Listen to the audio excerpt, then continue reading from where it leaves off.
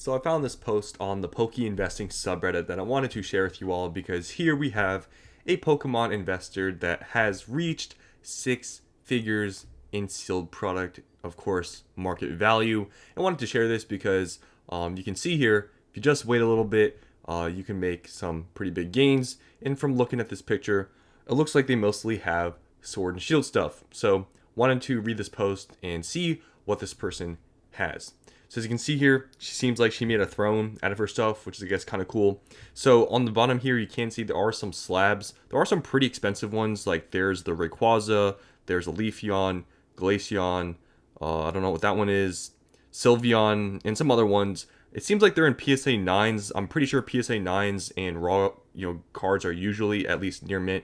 I think around the same price. Correct me if I'm wrong, but I think usually for the most part they're pretty similar. So these are still pretty expensive. Like I don't know how much they go for, but this one's probably Rayquaza is probably still in the high hundreds. I haven't checked honestly. I've owned this guy's prices a very long time, but there's some expensive slabs down here. But mainly they talked about having six figures in sealed product. So as you can see here, most of it, or basically all of it as it seems, is Sword and Shield. So you can see here, they have actually decided to use plastic booster box cases to protect the individual boxes, which honestly is more cost effective than acrylic. Like acrylic cases are just meant for display. Like unless you're buying a booster box or have a booster box that in my opinion is above like $1,000, you don't really need it. Even above 1,000, like unless you're like that like worried, I guess $20 for an acrylic case for a $1,000 booster box, I guess that makes sense, but you still don't really need it. But they went more of the economical route of buying like the cheaper plastic to actually protect the booster boxes, which honestly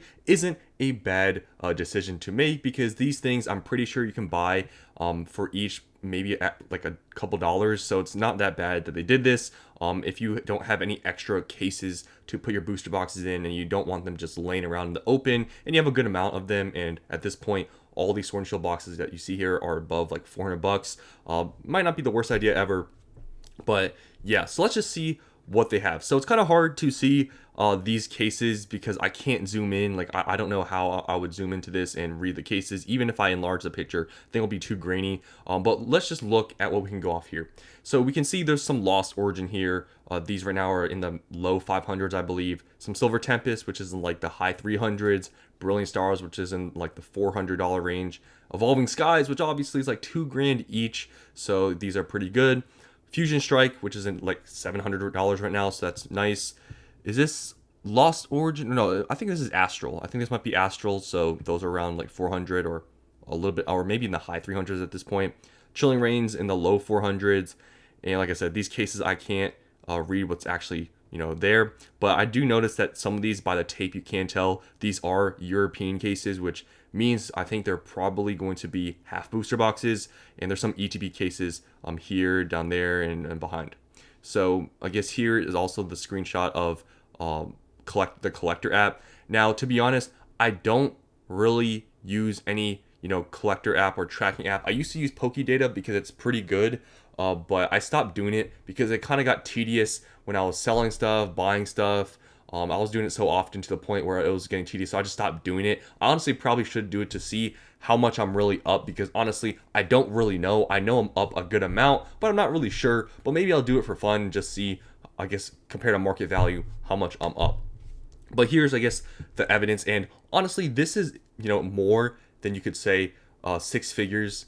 I guess it's still six figures, but it's more than just like $100,000 in sealed product, because this is in euros, and euros are worth more than a dollar, or I guess pounds or whatever. So it is more than $100,000 because, like I said, but still pretty cool that they hit this number. And you can see here they put all their stuff in, but collector app, and it's gotten criticism, I know this, and they mentioned in this post, it, for some reason, I think when you add sealed product or something, it will add it as like a gain or something. It's like stupid. So this thing I think is not correct. So let's just read the post. Like the title suggests, my sealed portfolio crossed over 100K today. Everything I own has been purchased for MSRP or below, with most of the boxes being purchased for between 98 to 105 euros, which is about $120, I guess, on the top end. My most notable investment is a sealed case of Evolving Skies. I guess they have one of those, which I bought for 900 euros, which is about, or pounds, whatever, for $1,000. So obviously now the cases are going for like 13, 14K. So they're doing pretty good there. In October 2021, I own other Sword and Shield ones too, but nothing quite like that. My highest returning products are 2 sealed cases of Crown Zenith ETBs, which I purchased for 250 euros, or pounds. I keep saying euros because pounds are different technically. It seems like it is pounds here. $300 in May 2023. I have slabs too, but they are not included in this total because I don't consider them investments, which, you know, could be a fair argument to be made. Finally, although these have been great investments, I'm definitely not up 48,000 pounds in 180 days like Collector App says in the screenshot. This photo is just a bit of fun, so don't take yourself too seriously. Now, one thing I will say, and it's I guess pretty obvious on this channel, I know some people have asked in the past why I don't show myself. There's plenty of reasons why I don't show myself and why I am an anonymous person. And honestly, looking at this investing space, I feel like out of all the investing channels you see out there, I'm like one of the only people that doesn't really show their face. And that way, maybe I'm a little different, I'm more ominous, I don't know, but you guys don't know who I am, and I'm not gonna show my face, and it never will happen. So I'll always just be this random voice you hear, and I'm just a random person, because for me, I just have no reason to show my face, and I kind of like that just mystery. You guys will never know who I am, and I'll just be this person talking on this microphone or whatever. So there's just that. But let's just read some of the comments and we'll be done. I hope she's light, because I guess here in the picture she's sitting on the cases. Now, to be honest, I mean, okay, these cases, and one thing about, you know, the Pokemon distribution cases, especially the ETB cases, they're pretty like heavy duty cardboard. If you even sat in it, let's say you weighed like 150 pounds, 200 pounds, whatever, if you sat in it, most likely it's going to be fine. Okay. Obviously, if it's worth a good amount, you probably don't want to risk it, but you know, I'm not going to, you know, guess their weight or anything, but I don't think they're extremely heavy. So I think it's perfectly fine sitting on it like this. I don't think it's a big deal. She made it worth more than MSRP by sitting on it. Okay. Honestly, they're obviously over MSRP already by market price, but I mean, you may get the joke there. Everyone started collecting the same stuff at the same time. Gonna be interesting to see people try to unload their collection. Man, how many times have you guys heard, oh, everyone's holding, just wait for this one day where everyone sells all at the same time? Guys, has this ever happened where everybody like, you know what, let's all sell together and all sell at the same time? That doesn't happen, right? So when people say this stuff, it's just, to me, astonishing that people still think that all together, the whole market, just one day, everyone's gonna list and prices are gonna crash. We've literally never seen that, and I think it's physically impossible for that to happen where everyone just coordinates, let's all just list on this one day.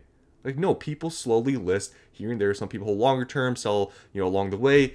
Things will slowly trickle into the market. There's not this one day where like all the, you know, Sword and Shield boxes just crash because everybody lists them. Doesn't really happen, especially when they're out of print. Not likely to happen. And a lot of transactions also happen not on the internet. A lot of transactions happen in person at card shows and stuff. So there's also that. This is exactly my thought. Seems like prices are from investors buying from investors. I don't know why this person's even on this investing subreddit. I mean, investors selling to investors. How many times have we heard that as well? People have a lot of faith thinking a common collector would ever pay these prices. Still, it's an amazing collection, but I don't know how people think everyone will be able to move their sold product at collector prices. I'm not even going to put any more attention to that comment. Awesome collection and pretty darn impressive achievement. I try not to remember, but I ordered 2 cases of Evolving Skies, but the restock was canceled for Australia. Got a Chucky. Seeing the throne reminded me of Rudy. Amazing returns, great work. This is worth 100,000, and it's like a drop of what Rudy owns. This man could crash the market hard, but of course it would influence his finances as well. Okay, whatever. Can never do that. Just end up ripping them until you sell it. It's just money you spent. I mean, that's said to be for everything, right? I always thought it was weird to call these investments a collection. Yeah, I mean, that's something I've literally talked about before. You know, calling something a collection versus like an investment to me is very different. Something you collect is not really usually for financial gain. Can be, you know, two things can be true at the same time. But for investments, if you're, you know, having sealed cases, large amounts of a single booster box or whatever, then I would consider just an investment. It's not really a collection, but hey. Congratulations. I'm curious, have you planned your exit strategy, if you don't mind me asking? My exit plan is that I'll tell my future children they have to deal with it as I slowly slip away peacefully.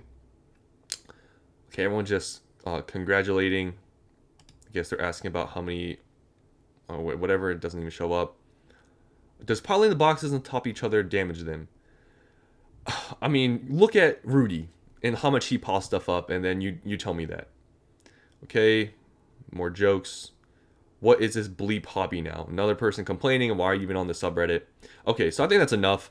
But just want to show this. Recently I've been finding a lot of these posts where people show off their, I guess, success in investing, which is pretty cool to see. And here, it's cool to see that someone here has reached, well, at this point, over 6 figures in sealed product. Obviously, we don't know what their gains are because we don't know how much exactly they paid for everything. But they said they paid anywhere from 98 to 105 pounds. So they're doing pretty good regardless. If you do some quick math, you guys could probably add these up and whatever, figure it out.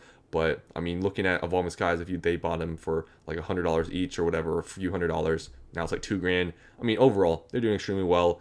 And apparently their strategy is to just keep holding on based on what they said in this comment here. But we'll see what happens. I personally think, a lot of people say that, but things will change along the way. But hey, they've done good so far. If they were even to cash out on some now, obviously wouldn't be a bad idea. And, honestly, probably maybe somewhat smart. Maybe they could use that money for something else. But hey, if they have the money and they invested and they're happy with it and they just want to keep holding, no problem with that either. So that's all I want to show you guys here. Hope you guys enjoyed, and I'll see you in the next one.